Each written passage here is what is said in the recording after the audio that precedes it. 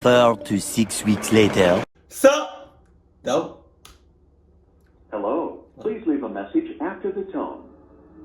Help me, First Jesus! one comes from Jade from Seattle. After college, Jade and her boyfriend Steve wanted to live together. They had talked about this since they were freshmen in college together often, and eventually they started their lives together. But unfortunately, all has not been happily ever after so far. For some time, almost every day after work, Jade will come home to unwanted gifts from a stranger. Gift baskets full of things like jewelry and other expensive items, and on other occasions flowers with letters. But every single time there would be a gift basket left, it would include a photo of Jade out in public with family, friends, her dog, or her boyfriend. One day, Jade took the basket into the house and began crying, causing Steve to come running to her side. Steve was furious, as he knew this wasn't just a sign of harassment, but also stalking. Steve would later install security cameras around the house. After a nice dinner one night, Jade was taking a bath and was listening to some relaxing music when she heard her phone ding. It was a text from an unknown number saying, "I'm outside." Jade screamed, causing Steve to rush in and see the text.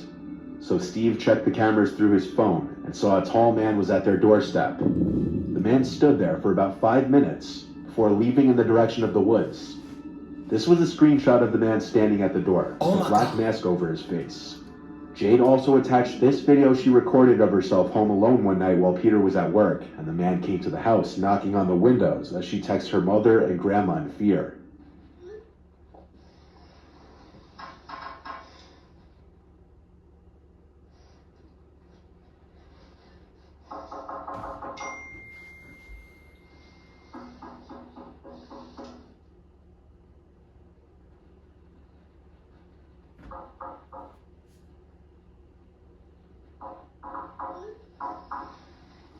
After calling the police, they didn't provide much assistance to Jade, only suggesting she change her phone number.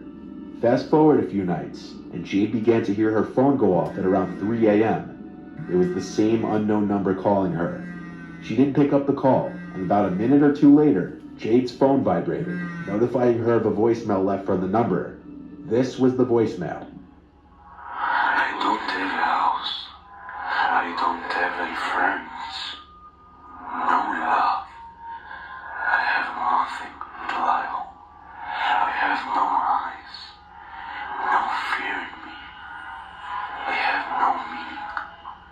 But I have this urge to kill. This is my world. And I'm the one who controls this. It's not a bloody game. I'll take you at any time. And you can do anything. I know you best. Where you are.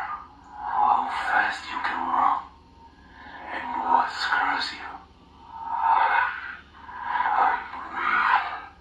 I'm not a legend or a story.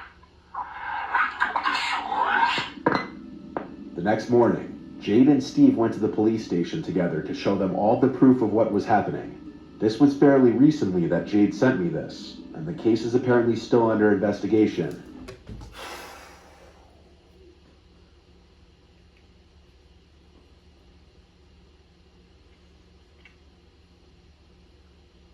You know, sometimes relationships bring out the best and worst in people.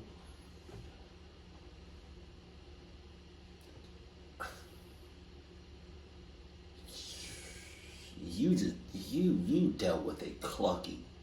You dealt with a cluck ass.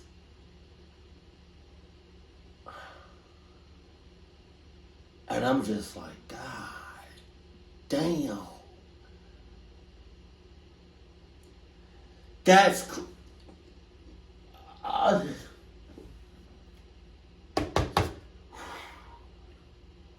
y'all ever seen that movie Enough with what's that singer? I think she's Hispanic. But the movie is called Enough, but she was in a very abusive relationship, in a very just clucked up relationship. And then I guess at one point she just said enough was enough, and she learned how to box and stuff like that.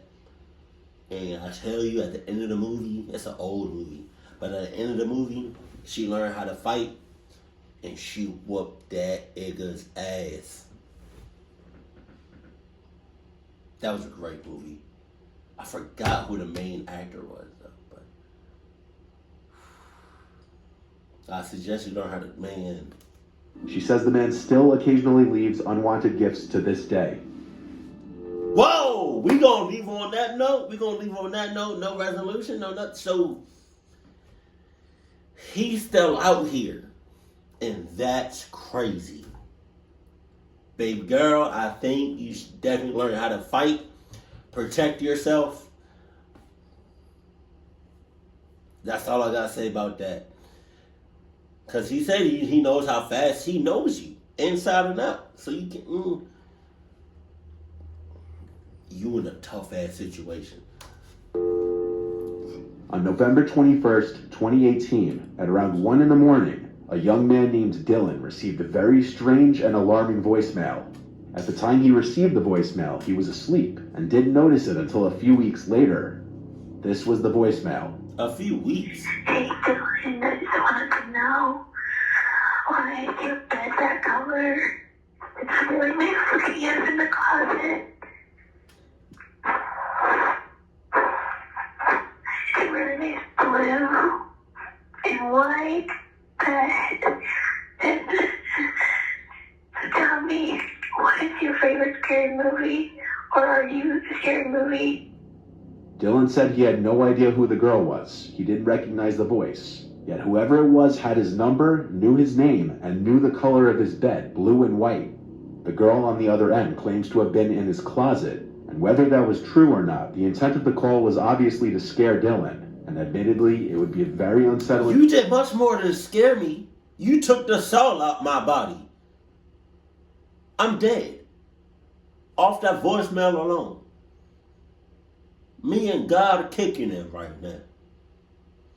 So I don't know who you talking to. I don't know who you sent that voicemail to, but it wasn't me, because me and God are chilling. Maybe you sent the voicemail, you know what I mean, to my dead corpse.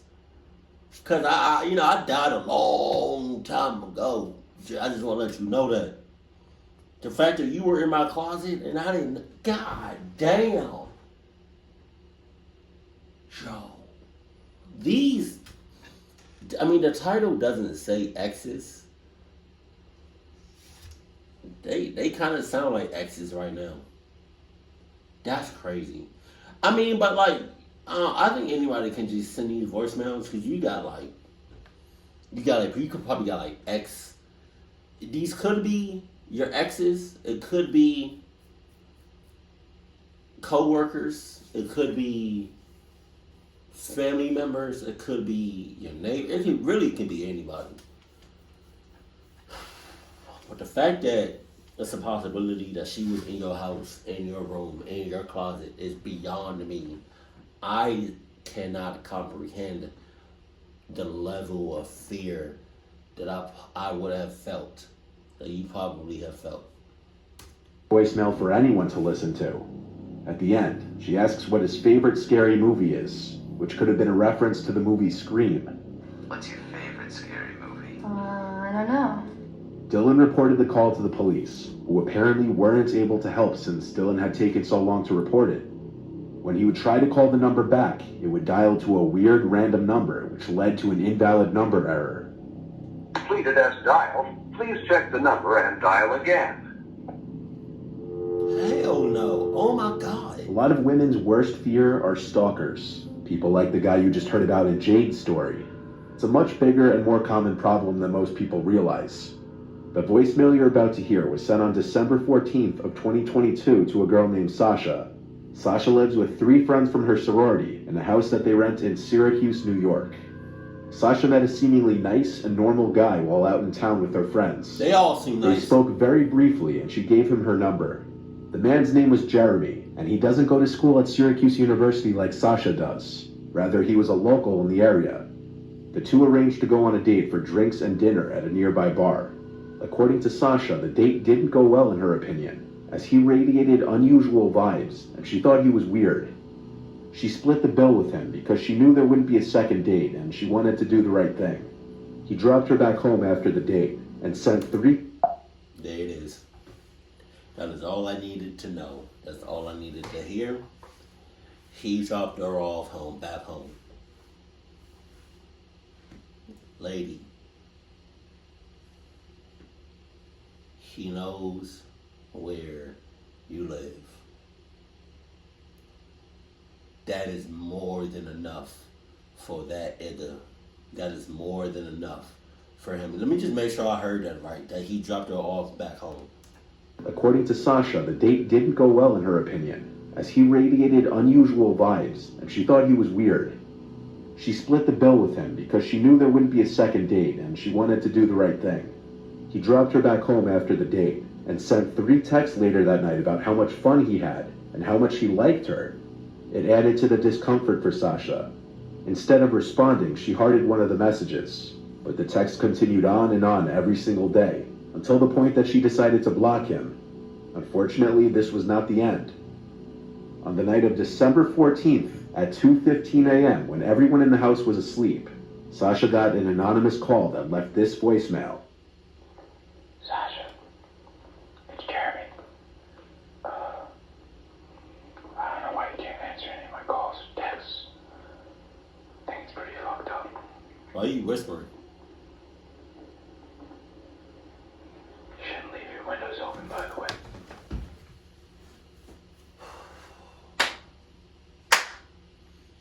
How you doing, Adam? You good, Adam? You look good, player. That's crazy. Oh my God. Let's go. Let's go. Because I was like, why are you whispering? He in the house. I'm whispering because I don't want to wake you, but I left you a surprise on the kitchen table. Was that a door? Or was that the window? What did it? I'm whispering because I don't want to wake you, but I left you a surprise on the kitchen table.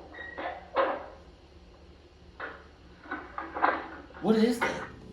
What At the end of noise? the call, you could hear a door shutting.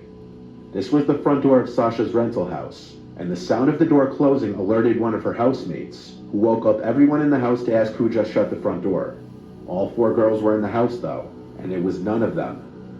This was when Sasha noticed the voicemail and listened to it with her housemates.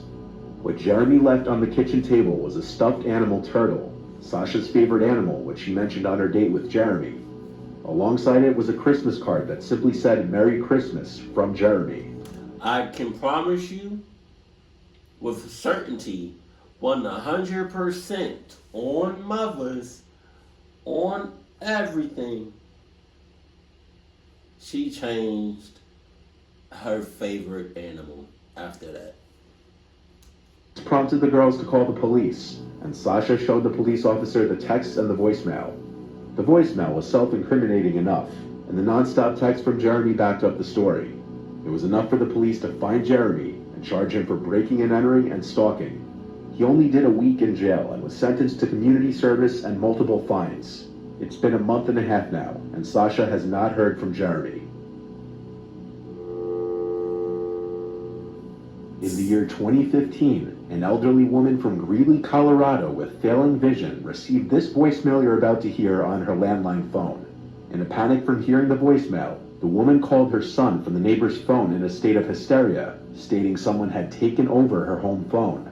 Her neighbor checked out the phone for her, and after telling her it was okay, she calmed down, but a few days later, it happened again. The woman was truly petrified this time and once again went to her neighbor for consolation, but this time refused to go back to her house. Her neighbor called the woman's son to tell him about the situation, so the son took time off of work and traveled to Colorado the next day to help her. After testing the phone to see if anything was wrong, it seemed completely fine, but he planned to stay with her the following week to make sure she was okay. The son was horrified when he discovered what was really going on. When she had lifted the receiver, rather than the dial tone, she heard this message. Connecting you. Please hold the line. NORAD, AWS, Station Zulu Foxtrot 77. Zulu Foxtrot 77. Status alert Confort. Status alert Confort. Security tracing in progress.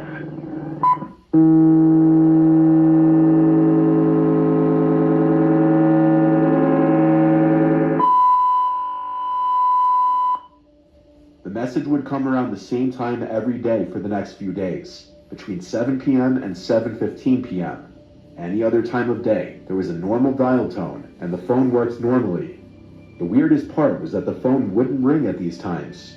The recording was heard instead of the dial tone if they lifted the receiver to make a call between 7 and 7:15 p.m. The son recorded the message, and the next day, the phone was dead for most of the day, unusable.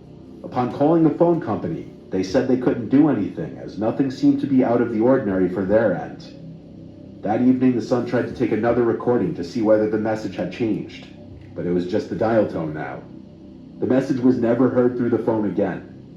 The mother was still afraid to pick up the phone for a long time after this, causing the son to post the recordings online to see if anyone on the internet would have a clue to the meaning behind the recording. And while some people suggest that it may be some kind of secret government message or code, no one seems to know for sure. Some cluck-ass code, that's what it was. On October 29th of 2009 at 10:45 a.m., Braxton McCannon's mother kept receiving calls from his sister's phone. This was strange because Braxton's sister was home at the time, so as Braxton's mother left her room to go ask her daughter why she was calling her, she met her in the hallway. Braxton's sister was already on her way to her mom's room to tell her about the phone mysteriously calling her mother over and over again, and how it was scaring her. It was not her who was making the phone calls. It was her phone itself. The phone was currently still inside her room as they were talking, and during that time, Braxton's sister's phone called their mother again. This was proof to their mother that it was in fact not her daughter making the phone calls, as she was standing right there. This chilling realization wasn't the creepiest part though. This time there was a voicemail left after the call. Message skipped. Save message.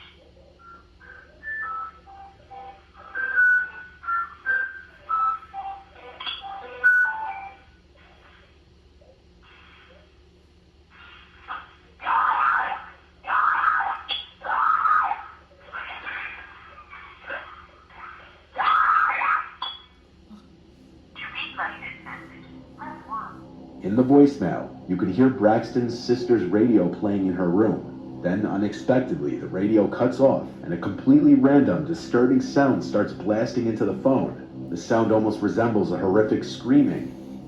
Braxton noted that what's extra weird is that if this were a ghost dial, meaning any form of accidental call, the phone would have left a substantially longer message.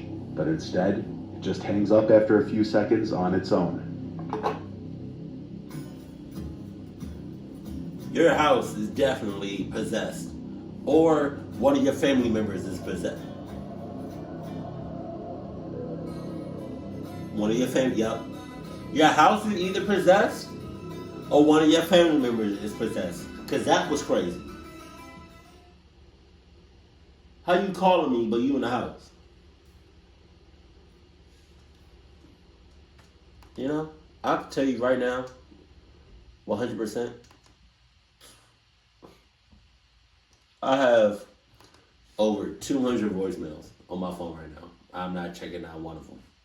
I wasn't going to check them in the first place. But after watching this video, I promise, I can assure you I'm not going to do that no time soon. No time soon. You got all that. Because the second I hear something crazy, like off the wall type, like, oh yeah, it's raps. It's raps. I'm changing everything about me. Everything. I'm gonna make a new YouTube channel.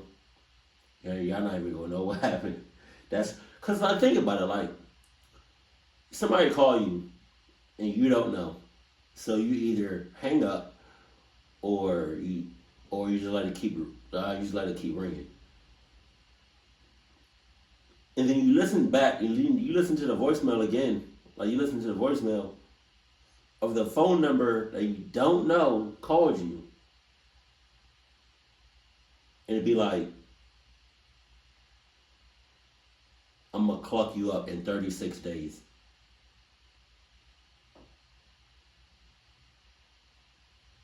Do you understand the level of fear and paranoia? And just like, I would just be in the house for 36 days. You can make money in the house. You can make money without leaving the house. You can do that. 30, that's crazy. That's crazy. Oh my God.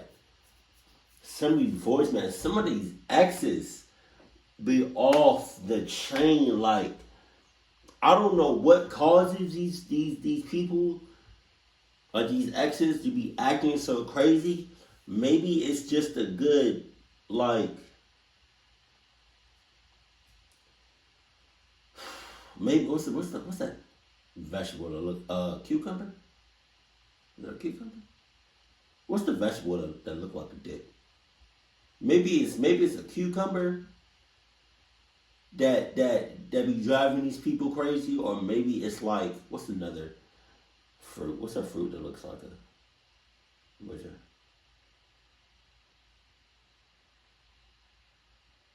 Cabbage? Yeah, man, I don't know what makes these exes go crazy, but y'all need to chill out. That's all I gotta say about that. And can you imagine the level of fear that goes through somebody when they get a voicemail and they be like, I don't want to wake you up, because I'm in the house with you, or I'm in your closet. Like, I got all that. Keep it cool, keep it classy, and I love you. Stay happy, my family.